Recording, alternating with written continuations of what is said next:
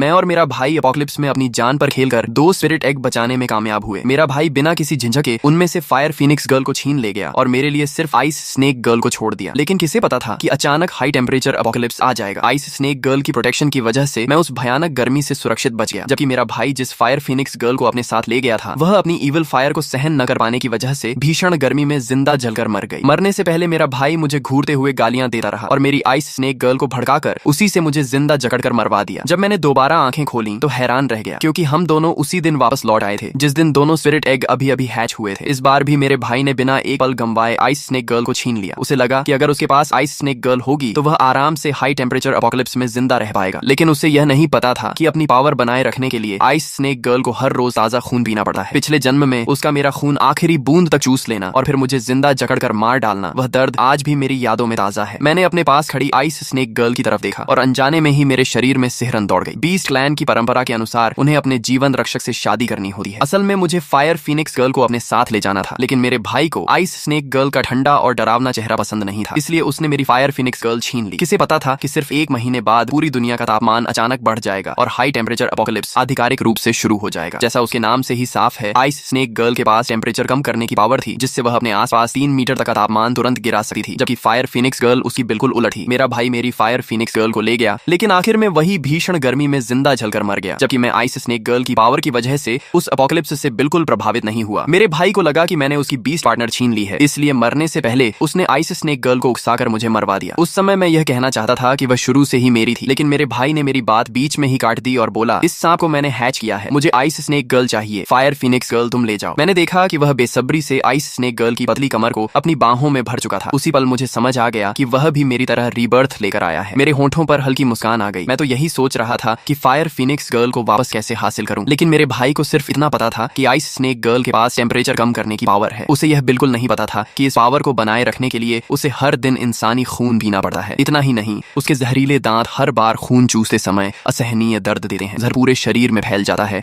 और इंसान की हालत मौत से भी बदतर हो जाती है। पिछले जन्म में मेरे भाई के लगातार उकसाने की वजह से आइस स्नेक गर्ल मेरा इतना खून पी चुकी थी कि मैं मरने की कगार पर पहुंच गया था। एक तरह से देखा जाए तो मुझे अपने भाई का शुक्रिया अदा करना चाहिए, क्योंकि आखिर में उसी ने मुझे जल्दी मौत दे दी। लेकिन इस जन्म में हर रोज सांप के जहरीले दांतों से खून चुसवाने की यातना मेरा भाई खुद सहेगा। पिछले जन्म में जब मैं आइस स्नेक गर्ल को अपने साथ ले गया था, तब वह मन से बिल्कुल तैयार नहीं थी। वह सिर्फ बीस्ट क्लैन के नियमों की वजह से मजबूरी में मेरी पत्नी बनी थी। लेकिन इस बार जैसे ही उसने सुना कि मेरा भाई उसे अपने साथ ले जाना चाहता है, उसने मेरे जवाब का इंतजार भी नहीं किया और तुरंत उसके पास जाकर खड़ी हो गई। फिर उसने शांत आवाज में कहा, शिंगचुआन, अब जब शिंगयू मुझे अपने साथ ले जाना चाहता है तो मैं अब उसी की हूँ, तुम अब मेरा पीछा मत करना। मैंने अपनी आंखें सिकोड़ ली। अब मुझे पूरा यकीन हो गया कि सिर्फ मैं और मेरा भाई ही नहीं, बल्कि आइस स्नेक गर्ल भी रीबर्थ लेकर आई है। आइस स्नेक गर्ल की बातें सुनकर मेरे भाई के चेहरे पर खुशी और घमंड साफ दिखाई देने लगा। उसने मेरी तरफ घमंड से देखते हुए कहा, क्या हुआ शिंगचुआन, यह आइस स्नेक गर्ल का अपना फैसला है, तुम उस बेकार फायर फिनिक्स गर्ल को लेकर घर चले जाओ। यह सुनकर मैं हल्का सा मुस्कुरा दिया और बोला, ठीक है, अगर छोटे भाई को आइस स्नेक गर्ल इतनी पसंद है तो बड़े भाई होने के नाते मैं उसे कैसे मना कर सकता हूँ। मेरे भाई शिंगयू जब मेरे पास से गुजरा तो जानबूझकर अपने कदम धीमे कर दिए। उसने घमंड से मुझे तिरछी नजर से देखा और मेरे कान के पास आकर धीमी आवाज में बोला, तुझे अभी तक पता नहीं है ना, बहुत जल्द हाई टेम्परेचर एपोकलिप्स आने वाला है। जिस दिन तू गर्मी सहन नहीं कर पाएगा और मेरे पैरों में गिरकर भीख मांगेगा, उस दिन अगर मेरा मूड अच्छा हुआ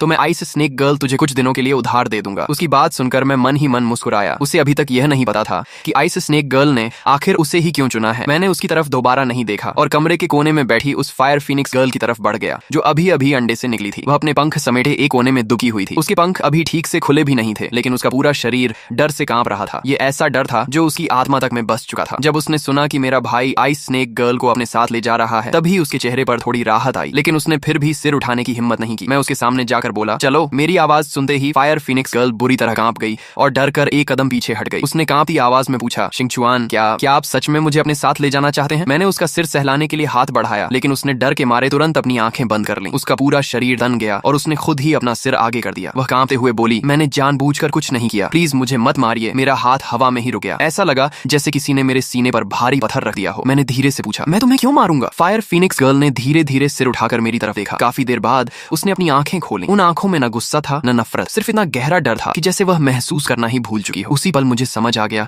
कि वह भी रीबर्थ लेकर आई है। मैंने धीरे से पूछा, फायर फिनिक्स, क्या मेरे भाई ने तुम्हारे साथ? लेकिन मेरी बात पूरी होने से पहले ही वह बुरी तरह सिमट गई और घबरा कर बोली, उसका नाम मत लीजिए, प्लीज उसका नाम मत लीजिए। उसका पूरा शरीर दर्द से सिकुड़ गया, जैसे किसी ने उसके दिल में चाकू घोंप दिया हो। उसकी आंखों के कोनों से खून तक निकल आया। आया। मैंने उससे आगे कुछ नहीं पूछा, मैं बस धीरे से उसे अपनी बाहों में लेकर उसके सामने खड़ा हो गया और शांत आवाज में कहा, अब सब ठीक है, अब तुम्हें कोई कुछ नहीं करेगा। उसका शरीर अभी भी कांप रहा था, लेकिन इस बार उसने खुद को छुड़ाने की कोशिश नहीं की। काफी देर बाद उसने धीरे से पूछा, शिंगचुआन, आपने मुझे अपने साथ क्यों ले लिया? मैंने उसकी आंखों में देखते हुए शांत स्वर में कहा, क्योंकि तुम मेरी हो। ये कोई दया या एहसान नहीं है, बल्कि सच है। इसके बाद मैं फायर फिनिक्स गर्ल को लेकर वहां से चला आया। पूरे रास्ते वह बहुत सावधानी से मेरे पीछे पीछे चलती रही, जैसे उसे डर हो कि अगर उसने कोई गलती कर दी तो मैं भी उसे छोड़ दूंगा। काफी दूर आने के बाद उसने धीरे से पूछा, शिंगचुआन, हम कहाँ जा रहे हैं? मैंने जवाब दिया, घर, लेकिन मेरा घर यहाँ से काफी दूर है, यहाँ कोई गाड़ी भी नहीं है, इसलिए तुम्हें मेरे साथ थोड़ा पैदल चलना पड़ेगा। मेरी बात पूरी भी नहीं हुई थी कि उसने झिंझकते हुए कहा, अगर आपको मुझसे कोई परेशानी नहीं है तो मैं आपको उड़ाकर घर ले चलती हूँ। इतना कहकर वह झुक गई और मुझे अपनी पीठ पर बैठने का इशारा किया। मैं थोड़ा शर्मिंदा होकर बोला, नहीं, इसकी जरूरत नहीं, लेकिन वह मुस्कुराकर बोली, कोई बात नहीं शिंगचुआन, आइए, मैं आपको उड़ाकर घर ले चलती हूँ। उसके बार बार कहने पर मैं उसकी पीठ पर बैठ गया। मैं उसे रास्ता बताने ही वाला था कि वह बोली, जरूरत नहीं, मुझे पता है आपका घर कहाँ है। मैं हैरान रह गया और उससे पूछने ही वाला था कि उसे कैसे पता है। तभी वह बोली, शिंगचुआन, हम घर पहुंच गए। उसकी रफ्तार देखकर मैं दंग रह गया। वह किसी हवाई जहाज से भी तेज उड़ रही थी। मेरी हैरानी देखकर वह गर्व से मुस्कुराई और बोली, हवाई जहाज क्या चीज है? मैं फीनिक्स क्लैन की हूँ। पहली बार मैंने उसे ध्यान से देखा। उसके चेहरे पर मासूमियत साफ झलक रही थी। उसकी बड़ी बड़ी आंखों में एक भोली लड़की जैसी चमक थी। वह आइस स्नेक गर्ल की तरह बिल्कुल नहीं थी, जिसकी आंखों में हमेशा बर्फ जैसी ठंडक और उम्र से कहीं ज्यादा गहराई दिखाई देती थी। तभी फायर फिनिक्स गर्ल ने उम्मीद भरी नजरों से मेरी तरफ देखते हुए पूछा, शिंगचुआन, क्या आप मेरी तारीफ नहीं करेंगे? मैंने उसे देखते हुए गहरी सांस ली और कहा, तुम इतनी अच्छी हो, फिर उसने तुम्हारे साथ इतना बुरा कैसे किया? इतना कहते ही मुझे अपनी गलती का एहसास हो गया। मैंने देखा कि उसके चेहरे की मुस्कान पल भर में गायब हो गई। मैं तुरंत बोला, माफ करना आप हैं, मेरा इरादा तुम्हें दुख पहुंचाने का नहीं था। वह हल्का सा मुस्कुराई और बोली, आप हैं, ये नाम बहुत अच्छा है। शिंगचुआन, क्या मैं सच में इतनी बेकार फिनिक्स हूँ? मेरे कुछ कहने से पहले ही वह खुद बोलती चली गई। वह हमेशा कहता था कि मैं किसी काम की नहीं हूँ, मैं सिर्फ उसके शरीर को और गर्म कर देती हूँ। आइस स्नेक गर्ल की तरह उसकी मदद नहीं कर सकती। वह कहता था कि उसकी सारी बदकिस्मती की वजह मैं हूँ। उसने मेरे पंख एक एक करके नोच दिए, सुइयों से मुझे गोदा, चिमटे से मेरी चोंच तोड़ दी, फिर मेरे पंख भी तोड़ दिए और मुझे बाहर मरने के लिए फेंक दिया। क्या मैं सच में आइस स्नेक गर्ल से इतनी खराब हूँ? शिंगचुआन, फिर भी आप मुझे अपने साथ क्यों ले आए? मैं तो किसी काम की फीनिक्स नहीं हूँ। मुझे पहले से अंदाजा था कि शिंगयू ने उसके साथ बुरा व्यवहार किया होगा, लेकिन मैंने कभी नहीं सोचा था कि वह इतना निर्दयी होगा। फायर फीनिक्स गर्ल को चुनने का फैसला उसी का था। हाई टेम्परेचर अपोकलिप्स आने की भविष्यवाणी कोई नहीं कर सकता था। फिर उसने अपनी सारी नाकामी का दोष उसी पर क्यों डाल दिया? मैंने तुरंत उसका हाथ पकड़कर कहा, ऐसा बिल्कुल नहीं है आप हैं, तुम उसकी कही हुई एक भी बात पर विश्वास मत करना। तुम बहुत अच्छी हो, तुम आइस स्नेक गर्ल से भी कहीं बेहतर हो। वह हल्का सा मुस्कुराई और बोली, मुझे पता है, आप सिर्फ मुझे दिलासा दे रहे हैं, लेकिन अब मैं पहले से बेहतर महसूस कर रही हूँ। मैंने सिर हिलाकर कहा, नहीं आप हैं, मैं तुम्हें दिलासा नहीं दे रहा, सच में तुम उससे कहीं बेहतर हो। और तुम्हें एक राज बताऊं, मैं भी रीबर्थ लेकर आया हूँ। ये सुनते ही उसकी आंखें चमक उठी। फिर मैंने उसे पिछले जन्म की पूरी कहानी बता दी कि कैसे आइस स्नेक गर्ल हर रोज मेरा खून पीती रही और आखिर में मुझे मार डाला। मेरी बात सुनकर वह हैरान रह गई और बोली, ये कैसे हो सकता है? हमारे बीस्ट क्लैन की परंपरा के अनुसार हम अपने उद्धारकर्ता के प्रति हमेशा वफादार रहते हैं, चाहे वह हमारे साथ जैसा भी व्यवहार करे, हमें सब सहना पड़ता है। अगर कोई इस नियम को तोड़ दे तो उसे बहुत भयानक सजा मिलती है। फिर उसने आपके साथ ऐसा करने की हिम्मत कैसे की? मैंने कड़वी मुस्कान के साथ सिर हिलाया और कहा, मुझे भी नहीं पता। फिर मैंने पूछा, आप हैं, वह सजा आखिर क्या होती है? उसने सिर हिलाकर कहा, मुझे भी ठीक से नहीं पता, बस इतना जानती हूँ कि वह बहुत भयानक होती है। मैंने बात बदलते हुए कहा, छोड़ो, अभी उन बातों के बारे में सोचने का समय नहीं है। हाई टेम्परेचर अपोकलिप्स आने वाला है, हमें उसकी तैयारी करनी होगी। हम दोनों ने काफी देर तक सोच विचार किया। एयर कंडीशनर खरीदने का कोई फायदा नहीं था, क्योंकि अपोकलिप्स शुरू होते ही बिजली और पानी की पूरी व्यवस्था ठप हो जाने वाली थी। आखिर में मैंने फैसला किया कि अपने गांव वाले घर के आंगन में एक बहुत गहरा अंडरग्राउंड सेलर खोदेंगे। अंडरग्राउंड सेलर गर्मियों में ठंडा और सर्दियों में गर्म रहता है, और सबसे बड़ी बात यह कि उसे ठंडा रखने के लिए किसी मशीन की जरूरत नहीं पड़ती। फायर फीनिक्स गर्ल सिर्फ तेज उड़ ही नहीं सकती थी, बल्कि उसकी ताकत भी बेहद ज्यादा थी। सिर्फ एक हफ्ते के अंदर उसने 100 मीटर से भी ज्यादा गहरा अंडरग्राउंड सेलर खो दिया। उसे खोते समय हमें अंडरग्राउंड वाटर भी मिल गया। अब हमारे पास ठंडा तापमान भी था और पानी भी। मैं फायर फीनिक्स गर्ल की पीठ पर बैठकर अंडरग्राउंड सेलर की सबसे निचली मंजिल तक गया। नीचे पहुंचते ही चारों तरफ की ठंडी हवा ने मुझे घेर लिया। ऊपर की झुलसाने वाली गर्मी और नीचे की ठंडक में जमीन आसमान का फर्क था। मुझे ठंड से कांपता देखकर फायर फीनिक्स गर्ल ने तुरंत अपनी पावर इस्तेमाल की और आसपास का तापमान आरामदायक बना दिया। मैंने कहा, अब हमारे पास पानी भी है और सही तापमान भी, लेकिन खाने का क्या करेंगे? वह मुस्कुराई और बोली, ये तो बहुत आसान है, हम इसके पास एक और बड़ा अंडरग्राउंड सेलर बनाएंगे, उसमें बीज बो देंगे, ऊपर सूरज की रोशनी होगी और नीचे अंडरग्राउंड वाटर। जब हाई टेम्परेचर अपोकलिप्स आएगा तब वही तापमान पौधों के लिए सबसे अच्छा होगा। हमें सिर्फ 1 महीने का खाना जमा करना है, उसके बाद हमारी फसल तैयार हो जाएगी। इसके बाद हमने काम बांट लिया और हाई टेम्परेचर अपोकलिप्स आने से पहले सारी तैयारी पूरी कर ली। अगले दिन अपोकलिप्स आने वाला था। उस रात मैं फायर फीनिक्स गर्ल को अपनी बाहों में लेकर अंडरग्राउंड सेलर के बड़े बिस्तर पर लेट गया और सुबह का इंतजार करने लगा। अगली सुबह उठते ही मुझे महसूस हुआ कि अंडरग्राउंड सेलर का तापमान पहले से थोड़ा गर्म हो चुका है। ठंडी हवा अब आरामदायक लग रही थी। मैंने मुस्कुराकर कहा, आ गया, हाई टेम्परेचर एपोकलिप्स आखिर शुरू हो ही गया। फायर फीनिक्स गर्ल ने राह राहत की सांस लेते हुए कहा, अच्छा हुआ, अब मुझे हर समय अपनी पावर इस्तेमाल नहीं करनी पड़ेगी। पिछले कुछ दिनों से लगातार पावर चलाते चलाते मैं बुरी तरह थक गई हूँ। मेरा फीनिक्स ब्लड तक लगभग खत्म होने वाला है। मैं चौंक गया और पूछा, तुम्हारा मतलब पावर इस्तेमाल करने के लिए ब्लड खर्च होता है? वह मुस्कुरा कर बोली, हाँ बिल्कुल, वैसे ही जैसे तुम लोग गेम खेलते समय माना खर्च करते हो, वैसे ही हम अपनी पावर इस्तेमाल करने के लिए ब्लड खर्च करते हैं। यह सुनते ही मैं फायर फीनिक्स गर्ल की तरफ दर्द और अपराध बोध से देखने लगा। मैंने कहा, तुमने मुझे पहले क्यों नहीं बताया? अगर मुझे कुछ दिन ठंड के बिना रहना पड़ता तो भी कोई बात नहीं थी। पिछले एक महीने में फायर फीनिक्स गर्ल का डर और झिझक लगभग खत्म हो चुका था। उसने सीधे मेरा गाल पकड़कर हल्के से दबाया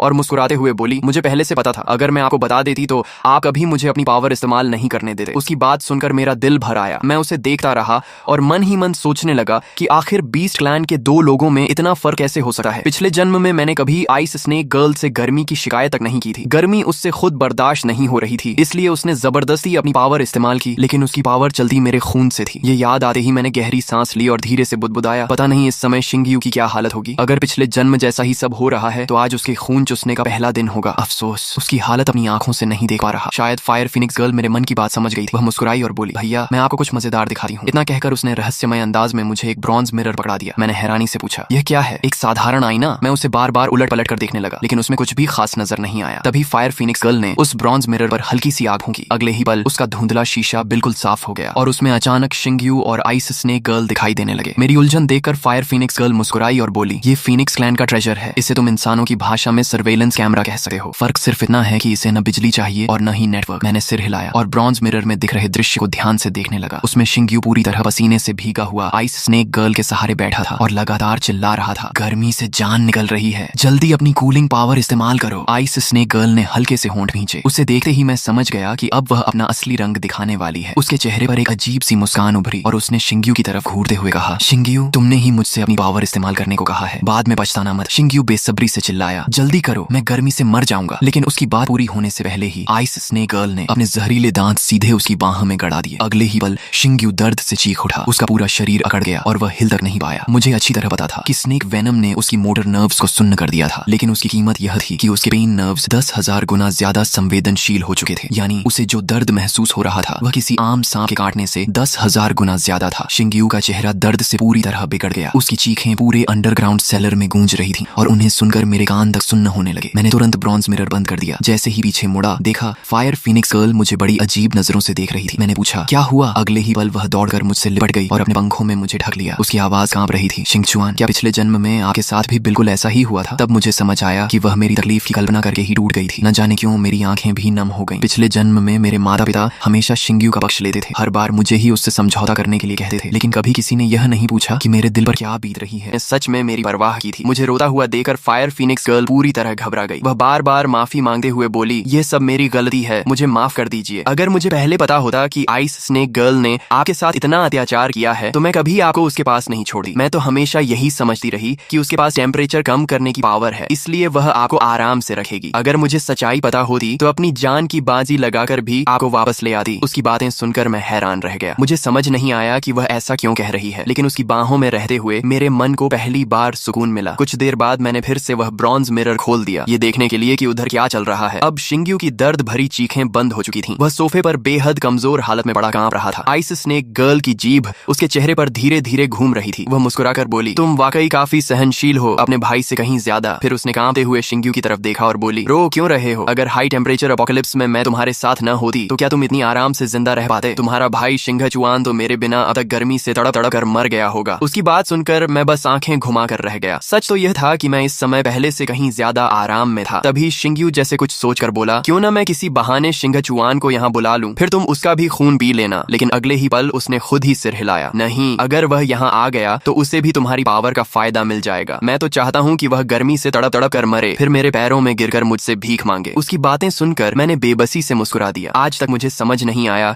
कि मैंने आखिर उसका क्या बिगाड़ा था। वह खुद चाहे कितनी भी तकलीफ में रहे, लेकिन मुझे खुश नहीं देख सकता था। हालांकि एक बात माननी पड़ेगी, आइस स्नेक गर्ल और शिंगयू सच में एक दूसरे के लिए बने थे। दोनों ही अंदर से एक जैसे थे। आइस स्नेक गर्ल उसकी बात सुनकर मुस्कुराई। शिंगयू भी जैसे अचानक जोश से भर गया। उसने अपने आंसू पोंछे किसी तरह उठकर बैठा और बोला, मुझे फोन दो, मैं अभी शिंगचुआन को कॉल करता हूँ, मैं उसकी हालत पर खूब हंसूंगा। आइस स्नेक गर्ल ने ठंडी मुस्कान के साथ फोन उसकी तरफ बढ़ाया और बोली, यही तो मैं देखना चाहती थी, तुम सच में अपने भाई से कहीं ज्यादा समझदार हो। अगले ही पल शिंगयू का फोन मेरे पास आ गया। मैंने बिना देर किए कॉल उठा ली। मैं भी देखना चाहता था कि इस बार वह किस बात का घमंड करेगा। बचपन से ही उसे अपनी हर चीज दिखाने का शौक था। उसके पास जो भी चीज होती और मेरे पास नहीं होती, वह हर समय उसका दिखावा करता रहता था। मुझे उसकी किसी बात से कभी फर्क नहीं पड़ता था, लेकिन जितना मैं उसे नजरअंदाज करता उतना ही उसे लगा कि मैं उससे जलता हूँ। कॉल उठाते ही उसने हंसते हुए कहा, भैया अब तो हाई टेम्परेचर एपोकलिप्स शुरू हो चुका है, तुम शायद गर्मी से मरने वाले होगे। अगर अभी भी मेरे सामने घुटनों के बल बैठकर भीख मांगो तो मैं सोच सकता हूँ कि तुम्हें कुछ दिनों के लिए अपने घर में रहने दूं। मैं फोन पर हल्का सा हंसा। शायद उसे उम्मीद थी कि मैं रोते हुए उससे मदद मांगूंगा, लेकिन मेरी आवाज सुनकर वह खुद चौंक गया। फिर वह गुस्से में बोला, क्या बात है, क्या गर्मी ने तुम्हारा दिमाग खराब कर दिया है? मुझे सबसे ज्यादा तुम्हारा यही घमंडी चेहरा नापसंद है। अब अगर तुम मेरे सामने घुटनों के बल भी गिरोगे तब भी मैं तुम्हें अपने घर नहीं आने दूंगा। हाँ, आखिर हम भाई हैं, इसलिए इतना भी निर्दयी नहीं बनूंगा। अगर तुम मुझे 2 बार सिर झुकाकर प्रणाम करोगे तो शायद मैं दोबारा सोच लूं। मैंने शांत स्वर में जवाब दिया, जरूरत नहीं है छोटे भाई, मैं यहाँ बहुत आराम से हूँ। हाँ, तुम यह बताओ, आइस स्नेक गर्ल के हाथों रोज अपना खून चुसवाने का अनुभव कैसा लग रहा है? मेरी बात सुनकर शिंग्यू कुछ पल के लिए पूरी तरह चुप हो गया। फिर अचानक जोर से हंस पड़ा और बोला, शिंगचुआन, लगता है तुम गर्मी से पागल हो गए हो। इतनी बेवकूफी भरी कहानी भी कोई बना सकता है? मैंने मुस्कुराकर कहा, छोटे भाई, कहीं तुम्हें ऐसा तो नहीं लगा कि रीबर्थ सिर्फ तुम्हें ही मिला है? और हाँ, फायर फीनिक्स गर्ल मेरे साथ बहुत अच्छी तरह है। सच कहूँ तो उसे मुझे देने के लिए तुम्हारा धन्यवाद। इतना कहकर मैंने बिना उसकी बात सुने फोन काट दिया। ब्रॉन्ज मिरर में मैंने देखा कि शिंग्यू ने गुस्से में फोन जमीन पर पटक दिया और पागलों की तरह चिल्लाने लगा। आइस स्नेक गर्ल ने भौहें सिकोड़ते हुए पूछा, अचानक तुम्हें क्या हो गया? शिंग्यू घबरा कर बोला, शिंगचुआन भी रीबर्थ लेकर आया है, उसे सब पता चल गया। मैंने पिछले जन्म में उसके साथ क्या किया था, सब कुछ। आइस स्नेक गर्ल के होंठों पर हल्की मुस्कान आ गई। उसने बेपरवाही से कहा, तो क्या हुआ अगर उसे सब पता चल गया? उससे क्या फर्क पड़ता है? लेकिन शिंग्यू बेचैन होकर बोला, अब उसके सामने मेरी क्या इज्जत रह जाएगी? वह तो मन ही मन मुझ पर हंस रहा होगा। आइस स्नेक गर्ल ने उसका चेहरा पकड़ते हुए कहा, लेकिन उसे ठंडक कौन दे सकता है? मैं। और उसके पास क्या है? वह बेकार फायर फीनिक्स गर्ल, वह उसका क्या भला करेगी? ये सुनते ही शिंग्यू के चेहरे पर फिर से मुस्कान लौट आई। उसने सिर हिलाकर कहा, तुम ठीक कहती हो, शिंगचुआन मुझसे जल रहा होगा। इस समय वह गर्मी से जरूर तड़प रहा होगा। देखते हैं वह कब तक अकड़ दिखाता है। शिंग्यू की बात सुनकर आइस स्नेक गर्ल बेहद संतुष्ट दिखाई दी। उसने प्यार से उसके गाल पर हाथ फेरा और मुस्कुराते हुए बोली, बस ऐसे ही सोचो और खूब खाना खाया करो, तभी तो तुम्हारे शरीर में इतना खून रहेगा कि मैं हर दिन आराम से पी सकूं। आइस स्नेक गर्ल मुस्कुराकर बोली, अरे अभी का यह थोड़ा सा दर्द क्या मायने रखता है? ज्यादा से ज्यादा 1 हफ्ते बाद शिंगचुआन गर्मी से तड़पकर तुम्हारे पैरों में गिरकर रोते हुए मदद मांगेगा। शिंग्यू उस आइस स्नेक गर्ल की बातों में पूरी तरह आ गया और बार बार सिर हिलाने लगा। उसे बिल्कुल भी अंदाजा नहीं था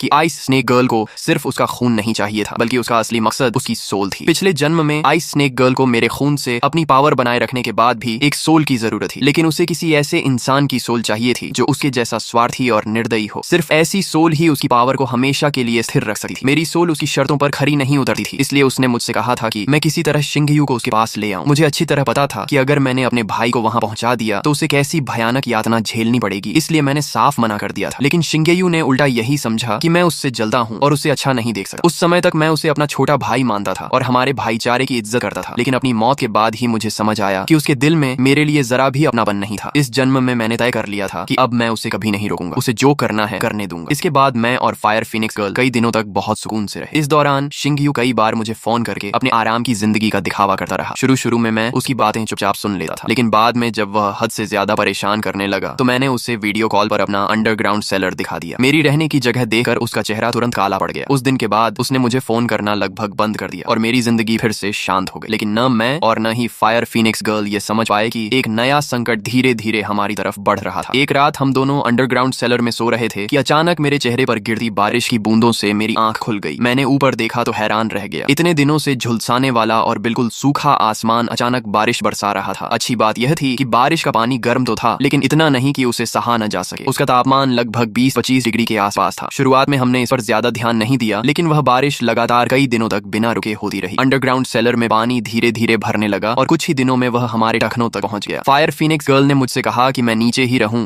जबकि वह ऊपर जाकर हालात देख कर आती है। काफी देर बाद वह वापस लौटी। उसके चेहरे पर साफ घबराहट थी। उसने कहा, बाहर पानी बहुत ज्यादा भर चुका है। हमारे अंडरग्राउंड सेलर के ऊपर ढक्कन होने की वजह से अभी तक हम बचे हुए हैं, लेकिन बाहर पानी इतनी तेजी से बढ़ रहा है कि अगर यही हाल रहा तो कुछ ही दिनों में पूरा अंडरग्राउंड सेलर पानी में डूब जाएगा। उसकी बात सुनकर मुझे सब समझ आ गया। मैंने कहा, इतनी भीषण गर्मी में शायद अंटार्कटिका की सारी बर्फ पिघल चुकी है। उसी वजह से समुद्र का पानी बढ़ रहा है और लगातार बारिश हो रही है। अगर ऐसा ही चलता रहा तो बहुत जल्द पूरी दुनिया में फ्लड आ जाएगा। उस समय हम दोनों इस अंडरग्राउंड सेलर में जिंदा ही डूब जाएंगे। फायर फीनिक्स गर्ल ने मेरी बात सुनी और तुरंत सहमत हो गई। मैंने गंभीर होकर कहा, हमें जितनी जल्दी हो सके यहाँ से निकलना होगा। उसने होंठ काटे हुए कहा, मुझे भी पता है कि अब यहाँ रहना सुरक्षित नहीं है, लेकिन अगर हम जमीन पर चले गए तो इतनी गर्मी में जिंदा कैसे रहेंगे? इतना कहते कहते उसने सिर झुका लिया और उदास होकर बोली, माफ करना शिंगचुआन, यह सब मेरी वजह से हो रहा है। मैं इतनी ताकतवर नहीं हूँ कि तुम्हें सुरक्षित रख सकूं। अगर उस दिन तुमने आइस स्नेक गर्ल को चुना होता तो उसने अपनी बात पूरी भी नहीं की थी कि मैंने तुरंत उसका मुंह अपने हाथ से बंद कर दिया। मैं मुस्कुराकर बोला, ऐसी बात दोबारा मत कहना। अगर मैंने आइस स्नेक गर्ल को चुना होता तो शायद गर्मी से नहीं मरता, लेकिन उसके जहर और दर्द से जरूर मर जाता। मैं कुछ देर सोचता रहा। यूं बैठे रहने से कुछ नहीं होने वाला था। तभी अचानक मेरे दिमाग में एक शानदार योजना आई। मैंने उत्साहित होकर कहा, फायर फीनिक्स गर्ल, मेरे पास एक आइडिया है। उसने तुरंत मेरा हाथ पकड़ लिया और बोली, जल्दी बताइए शिंगचुआन। मैंने कहा, तुम उड़ सकती हो है ना, तो मुझे अपनी पीठ पर बैठाकर माउंट एवरेस्ट की चोटी पर ले चलो। वहाँ ऊंचाई बहुत ज्यादा है, इसलिए तापमान भी ठंडा होगा, और चाहे समुद्र का पानी 1000 मीटर तक क्यों न बढ़ जाए, वहां तक कभी नहीं पहुंच पाएगा। मेरी बात सुनकर फायर फीनिक्स गर्ल खुशी से बार बार सिर हिलाने लगी। वो बोली, शिंगचुआन, आप सच में बहुत बुद्धिमान हैं। चलिए अभी चलते हैं। लेकिन तभी मुझे एक बात याद आई और मैंने सिर हिलाकर कहा, रुको, एक समस्या है। उसने पूछा, क्या? मैंने कहा, माउंट एवरेस्ट यहाँ से बहुत दूर है। इतनी लंबी उड़ान के दौरान हम रास्ते में ही गर्मी से मर सकते हैं। कुछ देर सोचने के बाद मैंने कहा, लगता है मुझे एक बार शिंग्यू को फोन करना पड़ेगा और उससे मिलकर काम करने की बात करनी होगी। फायर फीनिक्स गर्ल कुछ कह पाती उससे पहले ही मैंने शिंग्यू को कॉल लगा दिया। कॉल उठते ही वह हंसते हुए बोला, क्या हुआ? आखिर गर्मी बर्दाश्त नहीं हुई और अब मेरे सामने भीख मांगने आ गए? मैंने शांत स्वर में कहा, शिंग्यू, लगातार बढ़ते तापमान की वजह से एंटार्क्टिका की सारी बर्फ पिघल रही है। तुमने भी देखा होगा कि कई दिनों से लगातार बारिश हो रही है। उसने हंसते हुए कहा, तो उससे मेरा क्या लेना देना? मैंने समझाया, अगर यही बारिश चलती रही तो कुछ ही दिनों में पूरी दुनिया में फ्लड आ जाएगा। समुद्र का स्तर बहुत ऊपर उठ जाएगा। उस समय तुम और आइस स्नेक गर्ल भी नहीं बच पाओगे, इसलिए हमारे साथ मिल जाओ। फायर फीनिक्स गर्ल हम सबको माउंट एवरेस्ट की चोटी तक पहुंचा सकती है, वहां हम सुरक्षित रहेंगे। लेकिन शिंग्यू जोर से हंस पड़ा और बोला, शिंगचुआन, तुम्हारी बातें सुनकर लगता है गर्मी ने तुम्हारा दिमाग जला दिया है। मैं 22वीं मंजिल पर रहता हूँ। अगर फ्लड आया भी तो पहले तुम डूबोगे, मैं नहीं। सच बताओ, तुम गर्मी से परेशान हो और घुटनों के बल मेरे सामने आना नहीं चाहते, इसलिए मुझे डराने की कोशिश कर रहे हो, है ना? मैंने गहरी सांस लेकर कहा, अगर तुम्हें यकीन नहीं है तो कोई बात नहीं, मैं तो बस चाहता था कि हम सब मिलकर बच जाएं। लेकिन उसने घमंड से कहा, अगर गर्मी सहन नहीं हो रही तो मेरे सामने घुटनों के बल आकर सिर झुका दो। मैं देखना चाहता हूँ कि तुम्हारा यह घमंड कब टूटा है। उसकी बातें सुनकर मैंने बिना कुछ कहे फोन काट दिया। फायर फीनिक्स गर्ल तुरंत मेरे पास आई और बोली, शिंगचुआन, क्या हुआ? आपने उससे बात क्यों की? मैंने उदास होकर कहा, मैं चाहता था कि हम मिलकर बचने की कोशिश करें। मेरी बात सुनते ही फायर फीनिक्स गर्ल नाराज हो गई। उसने गुस्से से कहा, आप उसके साथ क्यों मिलना चाहते हैं? वह बहुत बुरा इंसान है। उसने पिछले जन्म में मेरे साथ इतना अत्याचार किया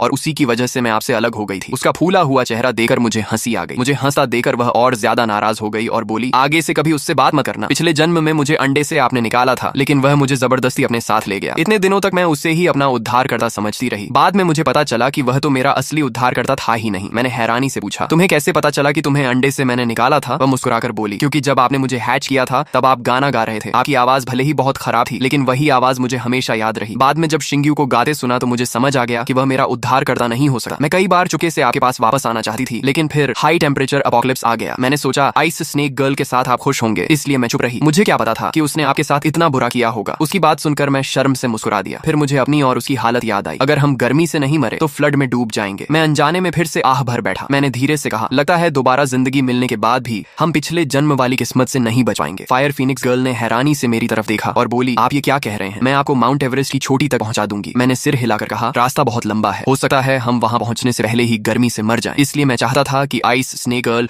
रास्ते भर हमें थोड़ा ठंडा रखे। अगर और कोई रास्ता नहीं बचा तो शायद मुझे शिंग्यू से हाथ जोड़कर मदद मांगनी पड़े। मेरी मौत से मुझे फर्क नहीं पड़ता, लेकिन मैं तुम्हें मरते हुए नहीं देख सकता। मेरी बात सुनकर फायर फीनिक्स गर्ल 2 पल तक मुझे देखती रही, फिर अचानक जोर से हंस पड़ी। वह मुस्कुराकर बोली, मैं तो सोच रही थी कि आप किस बात की चिंता कर रहे हैं और आप तो बस इतनी सी बात को लेकर परेशान हैं। लेकिन सच बताइए, क्या आप सच में मेरी खातिर उस घटिया आदमी के सामने झुकने के लिए तैयार थे? मैं उसकी बात सुनकर भावुक हो गया, लेकिन फिर भी मुस्कुराकर बोला, अरे ये मजाक करने का समय है क्या? फायर फीनिक्स गर्ल बिना कुछ कहे अपने इंसानी रूप से वापस विशाल फीनिक्स के रूप में बदल गई और बोली, आइए मेरी पीठ पर बैठ जाइए। मुझे समझ नहीं आया कि वह क्या करने वाली है, लेकिन मैंने उसकी बात मान ली और चुपचाप उसकी पीठ पर बैठ गया। वह मुस्कुराकर बोली, अच्छी तरह बैठ जाइए, अब हम निकल रहे हैं। मैं घबराकर बोला, रुको फायर फीनिक्स गर्ल, हम रास्ते में गर्मी से मर जाएंगे। लेकिन मेरी बात पूरी होने से पहले ही पूरी दुनिया घूमती हुई महसूस हुई। मेरा सिर चकराने लगा, पेट में मिचली उठी और ऐसा लगा जैसे अभी उल्टी हो जाएगी। मैंने मन ही मन सोचा कि शायद इतनी गर्मी की वजह से मेरा शरीर जवाब दे रहा है और अब मेरी मौत आई है। इसलिए मैंने आंखें बंद कर ली और मौत का इंतजार करने लगा। तभी मेरे कानों में फायर फीनिक्स गर्ल की हंसती हुई आवाज आई, शिंगचुआन, आपने आंखें क्यों बंद कर रखी हैं? इन्हें खोलिए। मैंने धीरे धीरे अपनी आंखें खोली और अगले ही पल हैरान रह गया। मेरे सामने का नजारा पूरी तरह बदल चुका था। मैंने अविश्वास से पूछा, फायर फीनिक्स गर्ल, ये जगह कहाँ है? वह गर्व से मुस्कुराई और बोली, माउंट एवरेस्ट की चोटी। मैं दंग रह गया और चिल्लाया, क्या हम इतनी जल्दी पहुंच गए? वह हंसते हुए बोली, बिल्कुल शिंगचुआन, फीनिक्स क्लैन की उड़ान की रफ्तार को कभी कम मत समझिए। मेरी आंखों में खुशी चमक उठी। मैंने उत्साहित होकर कहा, मतलब हम सच में बच गए? चारों तरफ ठंडी हवा चल रही थी। मैंने गहरी सांस लेकर कहा, वाह, यहाँ कितना ठंडा और सुहावना मौसम है। अब हमें अंडरग्राउंड सेलर में छिपकर रहने की जरूरत नहीं पड़ेगी। खुशी में मैं दौड़कर फायर फीनिक्स गर्ल से लिपट गया। मेरी टक्कर से वह लगभग गिर ही गई, लेकिन अगले ही पल मेरे पेट में फिर से मिचली उठी और मैं वहीं जोर से उल्टी करने लगा। फायर फीनिक्स गर्ल तुरंत घबरा गई। उसने जल्दी से मुझे पानी दिया और चिंता से बोली, शिंगचुआन, आपने पहले क्यों नहीं बताया कि आपको उड़ान में चक्कर आते हैं? अगर पता होता तो मैं धीरे उड़ती। मैंने मैंने शर्माते हुए कहा, मुझे हीट स्ट्रोक नहीं हुआ था, मैं तो बस फ्लाइंग सिकनेस का शिकार हो गया था। फिर अचानक मुझे एक बात याद आई। मैंने उसकी तरफ देखकर पूछा, फायर फीनिक्स गर्ल, जब तुम्हारे पास इतनी तेज स्पीड थी तो पिछले जन्म में तुम शिंग्यू को माउंट एवरेस्ट क्यों नहीं ले गई? उसने मासूमियत से पलकें झपकाई और बोली, मुझे तो ये आइडिया आया ही नहीं था और शिंग्यू ने भी कभी ऐसा नहीं कहा। सच कहूं तो शिंगचुआन, आप बहुत बुद्धिमान हैं। उसकी बात सुनकर मैं मन ही मन अपनी तारीफ करके मुस्कुरा ही रहा था कि तभी मेरा फोन बज उठा। मैंने स्क्रीन देखी तो कॉल शिंग्यू की थी। कुछ पल सोचने के बाद मैंने कॉल उठा ली। दूसरी तरफ से शिंग्यू की आवाज आई, शिंगचुआन, तुमने पहले कहा था ना कि हम साथ मिलकर काम करें। मैंने अब सोच लिया है, आखिर तुम मेरे बड़े भाई हो, इसलिए मैं बड़ी मुश्किल से तुम्हारा प्रस्ताव मान रहा हूँ। घुटने टेकर सिर झुकाने की जरूरत नहीं है, लेकिन मेरे सामने घुटनों के बल बैठकर मुझसे मदद जरूर मांगनी होगी। उसकी बातें सुनते ही मैं जोर से हंस पड़ा। फिर मैंने तुरंत ब्रॉन्ज मिरर खोल दिया। मैं देखना चाहता था कि आखिर ऐसी कौन सी नौबत आ गई थी कि इतना घमंडी शिंग्यू खुद मुझे फोन करने पर मजबूर हो गया। जैसे ही ब्रॉन्ज मिरर में तस्वीर दिखाई दी, मैं समझ गया। उसके घर के बाहर आया फ्लड अब इतना बढ़ चुका था कि पानी उसकी इमारत की खिड़कियों तक पहुंचने वाला था। मुझे अब समझ आ गया कि आखिर शिंग्यू ने मुझे फोन क्यों किया था। लेकिन हैरानी की बात यह थी कि मदद मांगने वाला वही था, फिर भी बात ऐसे कर रहा था जैसे मुझ पर कोई एहसान कर रहा हो। फोन के दूसरी तरफ से उसकी आवाज आई, अरे शिंगचुआन, चुप क्यों हो? मैं तो सिर्फ इसलिए तुम्हारे साथ मिलकर काम करने को तैयार हुआ हूँ क्योंकि तुम मेरे बड़े भाई हो। मेरी बात ठुकराने की गलती मत करना। मैंने व्यंग्य से कहा, तो क्या मुझे तुम्हारा धन्यवाद भी करना चाहिए? लेकिन शिंगयू को मेरी बातों का मतलब समझ ही नहीं आया। वह घमंड से बोला, बिल्कुल, मैं तुम्हारा जीवन बचाने वाला हूँ, इसलिए तुम्हें मेरे सामने घुटनों के बल बैठकर मुझसे मदद मांगनी होगी। उसकी बेवकूफी भरी बातें सुनकर मैंने बिना एक शब्द बोले फोन काट दिया। लेकिन अगले ही पल उसका फोन फिर से आ गया। मैं उठाना नहीं चाहता था, मगर यह जानने की उत्सुकता थी कि अब वह कौन सा नया बहाना बनाएगा, इसलिए मैंने फिर से कॉल उठा ली। इस बार उसने बनावटी उदारता दिखाते हुए कहा, चलो शिंगचुआन, तुम मेरे बड़े भाई हो, इसलिए मैं एक कदम और पीछे हट जाता हूँ। अब तुम्हें मेरे सामने घुटने टेकने की भी जरूरत नहीं है, बस जल्दी से यहाँ आओ, मुझे और आइस स्नेक गर्ल को माउंट एवरेस्ट की चोटी तक पहुंचा दो। मैंने शांत स्वर में कहा, छोटे भाई, अब मुझे आइस स्नेक गर्ल की कोई जरूरत नहीं है, तुम दोनों किसी और के साथ मिलकर बचने की कोशिश करो। मेरी बात सुनते ही वह घबरा गया और बोला, ज्यादा बहादुरी मत दिखाओ, माउंट एवरेस्ट यहाँ से बहुत दूर है, तुम लोग रास्ते में ही गर्मी से मर जाओगे, जल्दी से हमारे पास आओ। मैंने बिना कुछ कहे वीडियो कॉल ऑन कर दी और मुस्कुरा कर बोला, छोटे भाई, जरा खुद देख लो कि मैं अभी कहाँ हूँ। उसने तिरस्कार से कहा, और कहाँ होगे? मैंने कैमरा घुमाकर चारों तरफ बर्फ से ढकी चोटियां दिखाई और कहा, मैं इस समय माउंट एवरेस्ट की चोटी पर हूँ। ये देखकर शिंग्यू की आंखें फटी रह गईं। वह हकलाते हुए बोला, ये कैसे हो सकता है? आइस स्नेक गर्ल के बिना तुम रास्ते में ही गर्मी से मर जाते। मैं मुस्कुराया और बोला, शायद तुम भूल गए कि फायर फीनिक्स गर्ल की उड़ान की स्पीड किसी रॉकेट से कम नहीं है, और हाँ, मुझे इतनी अनमोल साथी देने के लिए तुम्हारा बहुत बहुत धन्यवाद। इतना कहकर मैंने फोन काट दिया। फिर मैंने ब्रॉन्ज मिरर खोला। उसमें शिंग्यू गुस्से से घर का सामान तोड़ रहा था। शोर सुनकर आइस स्नेक गर्ल कमरे से बाहर आई। उसे देखते ही शिंग्यू पागलों की तरह उस पर टूट पड़ा। वह उसे धक्का देने लगा, गालियां देने लगा और मौका देखकर उसके गाल पर जोरदार थप्पड़ भी मार दिया। यह दृश्य देखकर फायर फीनिक्स गर्ल का चेहरा उतर गया। उसने धीमे से पूछा, क्या पिछले जन्म में उसने आपके साथ भी ऐसा ही किया था? मैंने उसके सिर पर प्यार से हाथ फेरा। वह मेरे सीने से लग गई और भर्राई हुई आवाज में बोली, मेरे साथ तो वह इससे भी ज्यादा बुरा करता था। वह मुझे सुइयों से चुभोता था, चाकू से काटा था, और इतना कहते कहते उसकी आंखों से आंसू बहने लगे। मैं तुरंत ब्रॉन्ज मिरर बंद करने लगा, लेकिन उसने मेरा हाथ पकड़ लिया और बोली, नहीं, मैं देखना चाहती हूँ कि आइस स्नेक गर्ल उसके साथ वैसा ही व्यवहार करती है या नहीं जैसा मैंने उसके साथ किया था। क्या वह भी उसकी हर गलती सह लेगी? उसकी बात सुनकर मुझे एहसास हुआ कि वह जितनी मासूम दिखती है उतनी भोली नहीं रही, लेकिन शायद यह उसके लिए अच्छा ही था, क्योंकि मैं आइस स्नेक गर्ल को अच्छी तरह जानता था। मैंने कभी उसका बुरा नहीं किया था, फिर भी उसने मेरे साथ इतनी निर्दयता की थी। अब जब शिंग्यू ने खुद उसके ऊपर हाथ उठाया था तो वह उसे कभी नहीं छोड़ेगी, और सच भी यही हुआ। ब्रॉन्ज मिरर में आइस स्नेक गर्ल का चेहरा गुस्से से लाल हो चुका था। उसने एक झटके में शिंग्यू का गला पकड़ लिया और लगातार कई जोरदार थप्पड़ उसके चेहरे पर जड़ दी। कुछ ही सेकंड में उसका चेहरा सूज गया, होंठ फट गए और मुंह से खून बहने लगा। थोड़ी देर बाद उसके 2 दांत भी टूटकर जमीन पर गिर पड़े। आइस स्नेक गर्ल की आंखों में हत्या की चमक थी। वह ठंडी आवाज में बोली, शिंग्यू, तुम सच में बहुत घटिया इंसान हो। मेरी पावर का इस्तेमाल करके जिंदा रहते हो और ऊपर से मुझ पर हाथ उठाने की हिम्मत भी करते हो। लगता है तुम्हारी मौत का समय आ गया है। मार खाने के बाद शिंग्यू भी पागलों की तरह चिल्लाने लगा। उसने कहा, मैंने तुम्हें अपना खून इसलिए दिया क्योंकि तुम्हारी पावर से मैं जिंदा रह सकता था, लेकिन अब देखो, पूरा घर फ्लड में डूबने वाला है। अब तुम्हारा क्या फायदा? तुमसे अच्छा तो वह बेकार फायर फीनिक्स गर्ल थी। काश मैंने उसी को चुना होता। आइस स्नेक गर्ल हंस पड़ी और बोली, पिछले जन्म में तो तुमने उसी फायर फीनिक्स गर्ल को चुना था, तब तुम्हें उससे क्या मिला था? उसकी बात सुनकर शिंग्यू एक पल के लिए चुप हो गया। फिर आइस स्नेक गर्ल मुस्कुराकर बोली, लेकिन तुम्हारी एक बात ने मुझे याद दिला दिया कि अब यहाँ रुकने का कोई मतलब नहीं है। शिंग्यू की आंखों में उम्मीद चमक उठी। वह बोला, क्या तुम्हारे पास यहाँ से निकलने का कोई तरीका है? आइस स्नेक गर्ल ने लापरवाही से कहा, मेरी आइस पावर से इस फ्लड को जमा देना मेरे लिए कोई मुश्किल काम नहीं है। ये सुनते ही शिंग्यू खुशी से उछल पड़ा। हाँ, मैं तो भूल ही गया था कि तुम्हारे पास फ्रीजिंग पावर है। जल्दी करो, मुझे भी माउंट एवरेस्ट की चोटी पर ले चलो, फिर मैं शिंगचुआन को दिखाऊंगा कि आखिर जीता कौन। आइस स्नेक गर्ल ने अपनी जीभ बाहर निकाली और मुस्कुराकर बोली, शिंग्यू, तुम सच में बहुत जल्दी रंग बदल लेते हो। लेकिन शिंग्यू उत्साह से बोला, लेकिन क्या? आइस स्नेक गर्ल ने अपनी जहरीली स्नेक फैंग्स बाहर निकाली और ठंडी मुस्कान के साथ बोली, मैंने कब कहा कि मैं तुम्हें भी अपने साथ ले जाऊंगी। इस बार उसने पहले की तरह उसके हाथ या पैर पर नहीं, बल्कि सीधे उसकी गर्दन पर अपने जहरीले दांत गड़ा दी। शिंग्यू डर के मारे चिल्लाया, आइस स्नेक गर्ल, तुम क्या कर रही हो? अगर मैं मर गया तो तुम्हें खून कौन देगा? मेरे बिना तुम तुम भी फ्लड में मर जाओगी, आइस स्नेक गर्ल ने ठंडे स्वर में कहा। वह पहले की बात ही, अब मुझे तुम्हारे खून की जरूरत नहीं रही, अब मुझे सिर्फ तुम्हारी सोल चाहिए। तुम्हारी सोल मिलते ही मैं हमेशा अपनी पावर इस्तेमाल कर सकूंगी, फिर मुझे कभी किसी के खून की जरूरत नहीं पड़ेगी। इतना कहकर उसने पूरी ताकत से उसकी गर्दन में अपने दांत गड़ा दिए। शिंग्यू का शरीर अस्वाभाविक तरीके से मरोड़ खाने लगा। वह लगभग आधे घंटे तक तड़पता रहा और फिर हमेशा के लिए शांत हो गया। लेकिन उसके मरते ही आइस स्नेक गर्ल खुद भी दर्द से कराहने लगी। उसने अपना गला पकड़ लिया और अपने असली स्नेक फॉर्म में बदल गई। ये देखकर मैंने हैरानी से फायर फीनिक्स गर्ल से पूछा, इससे क्या हो रहा है? उसने प्यार से मेरे सिर पर हाथ फेरते हुए कहा, शिंगचुआन, याद है मैंने आपको बीस्ट क्लैन के एंशिएंट रूल्स के बारे में बताया था? मैंने पूछा, कौन सा रूल? वह बोली, जब आपने मुझसे पूछा था कि मैं शिंग्यू का अत्याचार क्यों सहती रही, तब मैंने कहा था कि बीस्ट क्लैन के एंशिएंट रूल्स के अनुसार अगर कोई बीस्ट अपने सेवियर को नुकसान पहुंचाता है तो उसे भयानक पनिशमेंट मिलती है। आइस स्नेक गर्ल इस समय उसी एंशिएंट पनिशमेंट को झेल रही है। मैंने सिर हिलाया। अब सब कुछ समझ आ चुका था। ठीक उसी तरह जैसे कुछ देर पहले शिंग्यू तड़प रहा था, अब आइस स्नेक गर्ल भी जमीन पर दर्द से मरोड़ खा रही थी। काफी देर बाद उसकी भी सांसें हमेशा के लिए थम गईं। आखिरकार बुराई का अंत बुराई से ही हुआ। मैंने कभी नहीं सोचा था कि ये दोनों एक दूसरे को मारकर अपनी मौत बुलाएंगे। शायद यही उनके सारे पापों की सबसे उचित सजा थी।